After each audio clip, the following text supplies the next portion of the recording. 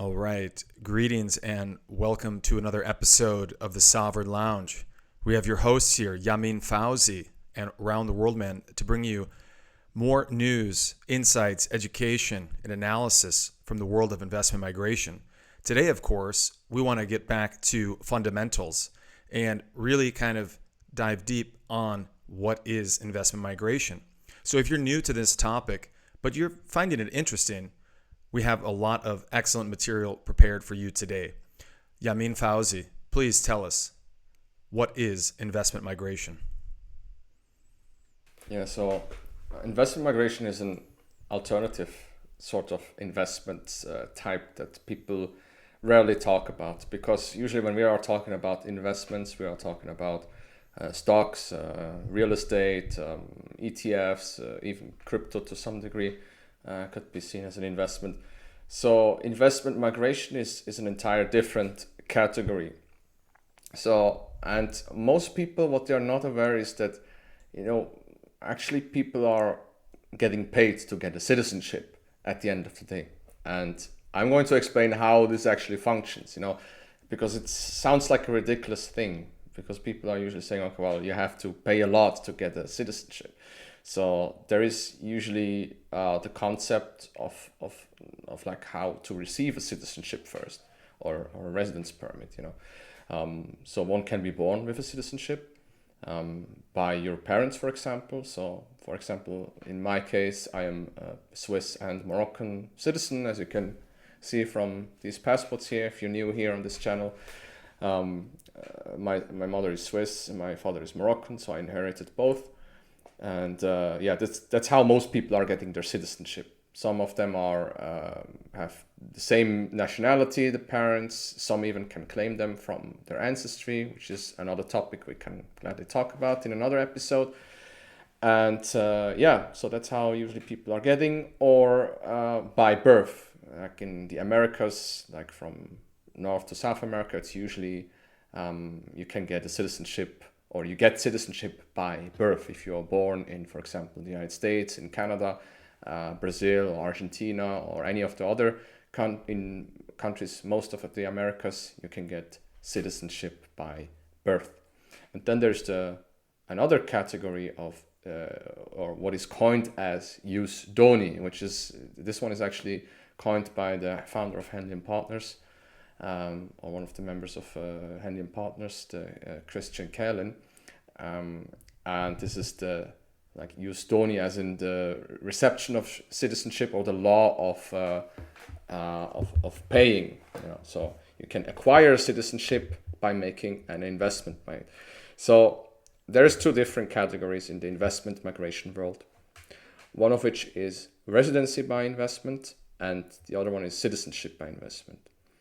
And so residency, what it means is that you are making an investment into a country, and in return you are getting a residence permit. For example, a golden visa. Some of you might have heard the term golden visa before. This is very common in Europe. You have Cyprus, who has a residency by investment program. You have Greece. You invest in real estate, and then you can get a citizenship in the first, a residency in the first place. Or also Latvia has a program. Actually, most of the countries in Europe have some sort of an investment program for a residence permit. Some also require like a business like startup or a business investment into the country. So the countries usually compete to attract talent, investments, or business, so that the economy can grow in a certain way. And there's the residency, and then there's also citizenship by investment. So some countries, they actually offer straight citizenship, or just they get you the passport once you have placed a significant investment into a certain countries. It can vary from a couple of $100,000 or even up to $1 million US, for example, in El Salvador. And then after a couple of months, usually you get a passport. So that's basically the two categories of what we call the RCBI, residency, citizenship by investment world. Yeah. So this is basically how you can claim one of these residencies. So, but what most people don't know about this is that you actually can make a lot of money with placing this, this investments. But what is the reason to get this, citizenship and residencies in the first place?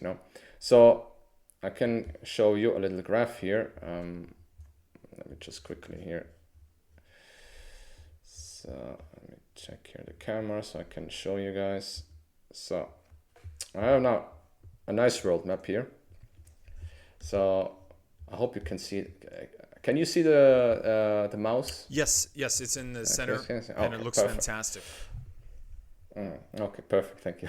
We're missing So let's say Australia. Your camera's blocking Australia, your camera view, but okay. I'm sorry for the Australians here. Right. So your country is also included, Yeah. and Right. the Kiwis as well. So traditionally, for who is my investment migration? I think this is also another question that begs to be asked. The world is very unfair. To be honest, it is unfair. You can argue about it if you want to change about it. Status quo. So I happen to have a Tier A passport, the Swiss citizenship, which I can go almost anywhere on the planet without a visa. And then I have what is called a Tier C passport. Maybe Chris, you want to elaborate what the tiers are? I'm not sure if you are familiar with the tiers. Right. Because there's usually tier A, B, C. So right. Well, I would say that the tier A is typically going to be your, what I call in English, flagship branded countries. So it's going to be most members of the Eurozone, most members of the Schengen zone, countries in North America like United States of America, Canada. It's going to include a lot of countries like the United Kingdom, Australia, these, Commonwealth countries. That's a lot of the tier A. I'm not sure if New Zealand would probably be in there as tier A, possibly even South Africa. Again, they're kind of like a Commonwealth country, but I'm not sure what their current status is. It might be more like B these days. And then B is going to be a lot of these other players that are kind of, what you want to call maybe evolving economies, and some of the places in, say, like maybe Southeast Asia, for example, that are still kind of like up and coming developing economies would probably be more tier B. And then tier C, I would generally say would probably be, like you gave the example of Morocco, would be a lot of these countries in Africa, generally speaking, and maybe a few countries in Asia, specifically Central Asia as well, although some Central Asia countries are now offering golden visa programs, again, back to what is investment migration. So that's kind of my analysis of A, B, and C. Yeah, so A, B, and C was, I think, more or less coined by Andrew Henderson from Nomad Capitalist. Sure. To layer the categories of access that you can get. So if you're from a European country or European Union country, let's be a bit more specific, or EFTA, like Switzerland, Norway, etc., then you usually have a tier A passport, which grants you access to the entire Schengen region, US, Canada, Australia, New Zealand. So this is like the top tier or access. You get access to all the highest economy countries in the planet, and then there's tier B countries, which usually only have access to Schengen plus a lot of countries, but no access to the United States, Canada, UK, Australia, or New Zealand. Some of them have sometimes UK in it, and like the tier C passport, the tier B passports. So generally, I would include South America as tier B. Because they have access to Schengen and to a lot of countries actually. Some even the United States, for example, Chile. Chile is a tier A. Right, and Argentina is planning to introduce or will soon have a visa free to, say, USA, for example, which they lost a little over 20 years ago, and now they're working to get that back. So but Chile has it in the present day. Yeah, so Argentina is going to be a very powerful passport in the future, in the near future. So I'm looking very forward to this change of development. And then there's tier C passports which have neither access to all of this, like the US, Canada, Australia, and no access to Schengen, which is in my case would be the Moroccan one. So I can just quickly show you here. So here's the passport index, which I often have on this show, to show. So Morocco has 86 countries visa-free, and Switzerland has, in comparison, 175 countries visa-free access. So there is no, it's a big gap. And traditionally, investment migration is very attractive for people from these countries. So let's say you're from Morocco, you want to access maybe the Schengen region without having to apply to a visa, or even maybe China or Russia included. So yeah, you can see here it has some coverage. You can go to Southeast Asia, Hong Kong, Turkey, South Korea, Brazil. So it's not the worst passport, I would say. You can still travel to many attractive destinations, in my opinion. But it's also, it's limited. We have to accept the reality that it's limited. So Morocco is a very good average tier C passport. It's not sanctioned, but it's not, but it's also not the worst passport, to have in regards to this. So I'd like to pause you here, because we are kind of covering some of these fundamentals here on essentially what is investment migration. And a lot of the passport indexes, so this one here, I believe is like passportindex.com from Arton. I'd like to ask you in the rankings, and it sounds like you kind of are subscribing to Andrew Henderson's, A, B, C kind of tier program. But what is your thoughts on things like e-visas or like, visa on arrival with regard to the rankings there of like freedom of movement? Because I think e-visa implies that you don't have to go to an embassy to process a visa application. There might still be a lot of paperwork. There might still be a lot of documents involved, but it doesn't necessarily require you to the E part of it implies electronic. And so you don't actually have to visit an embassy to do that. Where does that factor into your ranking system, Yamin? Yeah, so what I consider, what most indexes, if it's the Nomad Capitalist, if it's the Henley, if it's the Arton one, what these indexes usually define as visa-free or visa, quote-unquote visa-free, is that everything that doesn't require an embassy visit. Okay. So let's say you have visa on arrival, that means usually that you have to pay a fee upon arrival. That could range from anything from between, I don't know, maybe $20 in Jordan, for example. I had to pay visa on arrival, 40 dinars, which is about 50 US dollars, 60 US dollars. In other countries. But it doesn't require a bunch of documents in prior submitting. So in that case, the visa on arrival. Or e-visas also, it can be, it depends, like ETAs and e-visas are sometimes a little bit, can be different, Indonesia has an e-visa for many countries, for example, but it only requires you to pay and to, put in some very light documents. Do you have maybe, I think, a return ticket, or do you have health insurance? Just you need to prove that you have something, but not like, you need to have your 6 months bank statements or your criminal record. So it's very light documents, something that you have usually already on hand at home, so it's not heavy documentations. This is usually e-visas. And ETAs is usually just kind of like a fee, and you check a box that you haven't cooperated with the Nazis, you're not planning to do a terrorist attack in that country, so these are considered visa free, but anything that has heavy documents and it requires an appointment is usually considered getting an actual visa. Right. The traditional, more labor intensive and time intensive process in addition to any fees. Right. Yeah. Well, thank you for that, because the visa on arrival thing and the e-visa are something you see a lot in these indexes, and for beginners, it's kind of a confusing topic. So I do appreciate you elaborating on that. I mean, that adds a lot of value to the viewers. Okay. So yeah, okay, well, how does this process work? So let's say we have, I'm gonna go with the example of the Moroccan passport. I wanna get more access to a country. So let's say I want to invest in a St. Kitts passport, for example. So there's different options. There is option number one, you can just donate 250,000 to the government of St. Kitts and Nevis, and you will never see that money back again. Which is sometimes it is a necessary function because it allows you to get the citizenship quite fast.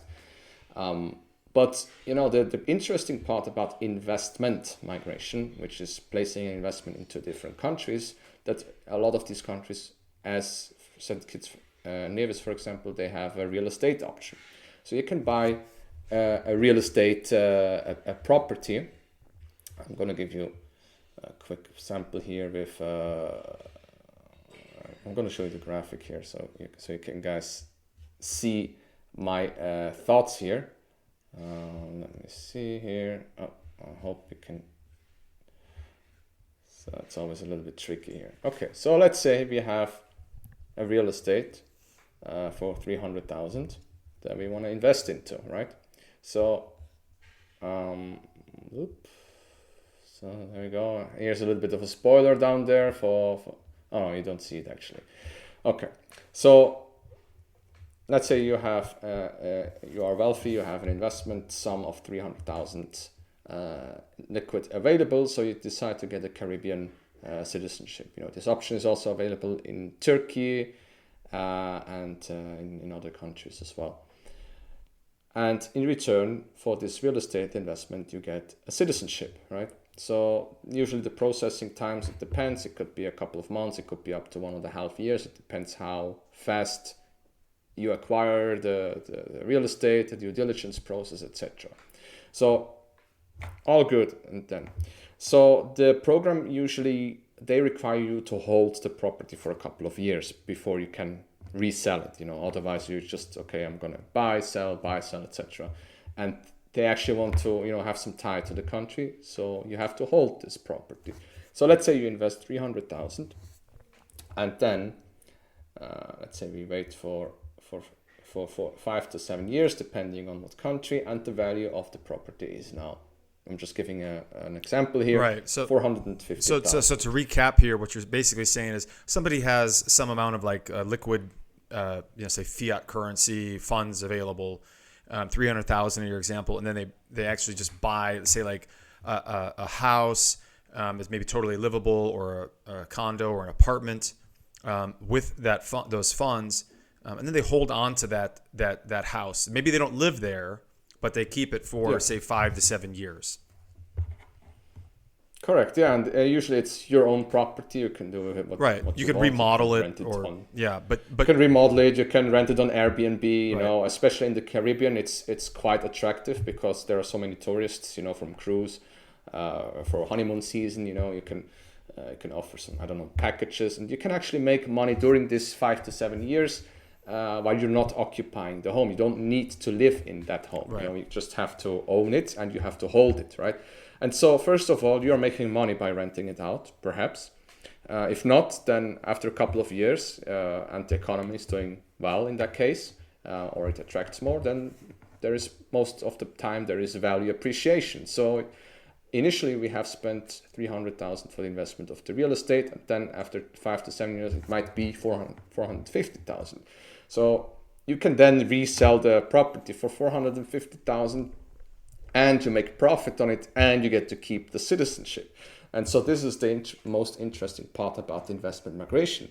Not only do you have now a passport that allows you to get more freedom, travel freedom, you can now, with the Moroccan passport on top of it, with the St. Kitts passport, now I can go to the Schengen zone, I can go to the UK without needing an extra visa. I'm a Commonwealth citizen now.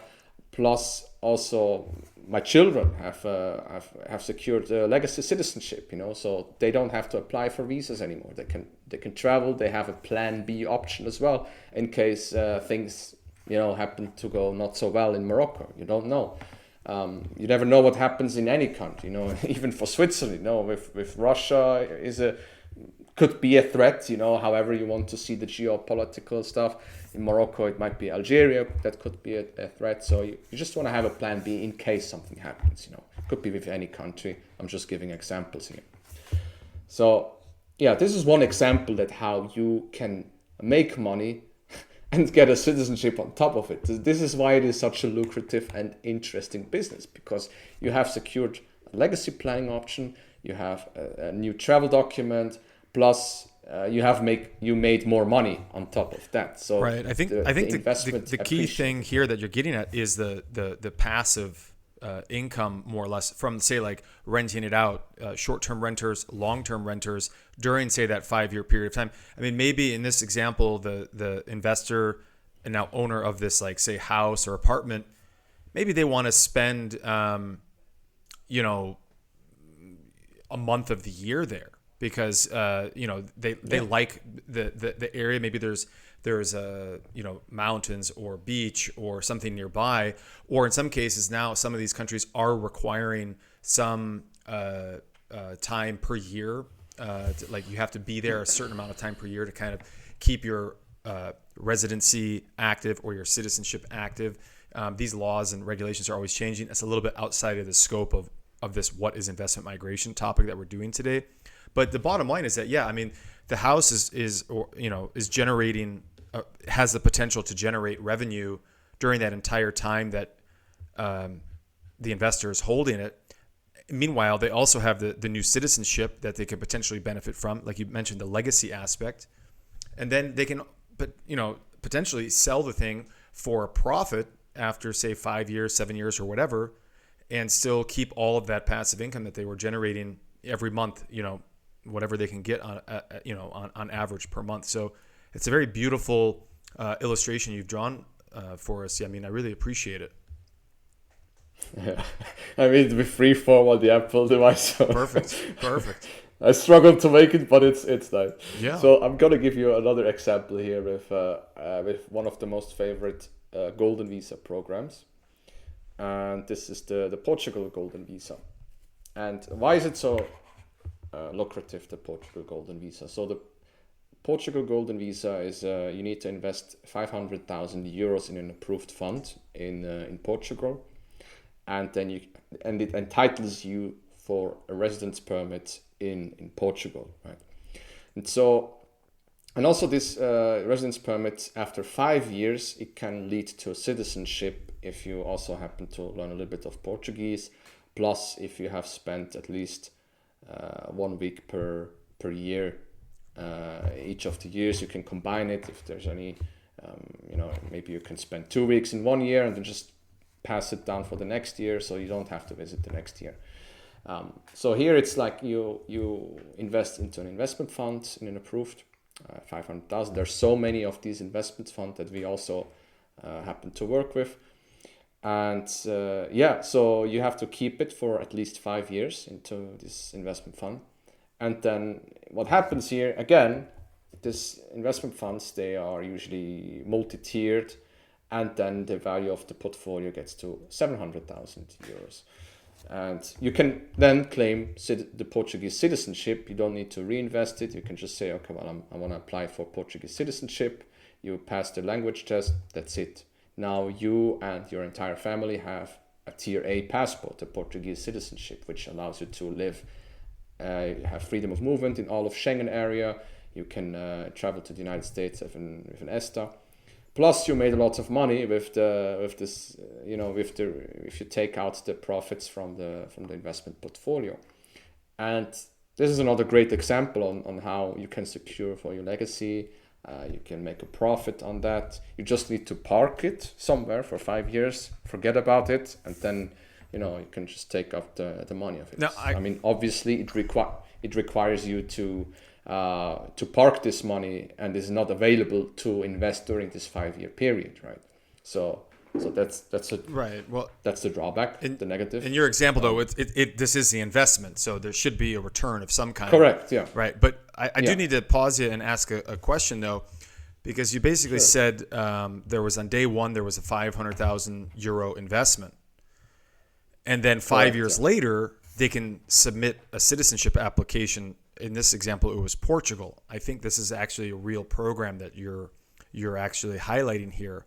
But Yeah. the $500,000 is a lot of money to wait to get the privilege, or 500,000 euros is a high fee to get the privilege of applying for citizenship in 5 years.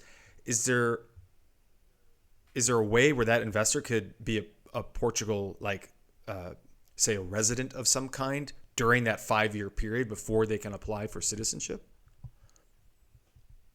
I mean, the Portuguese law is that it states that you need to reside at least 5 years legally into the country to get Okay, citizenship. so you're gaining the residency during that. Yes, during yeah. During this time, you get residency. I mean, there has some backlog issues, where it takes about up to 3 years to actually get the golden visa approved. However, they will count the years, even though like you haven't been approved for the 3 years before. They count the 3 years already into as, okay, well, you have you have made your contribution, right? Right. So that has been a legal case about it. But I'm glad that you asked it, because there is more, guys.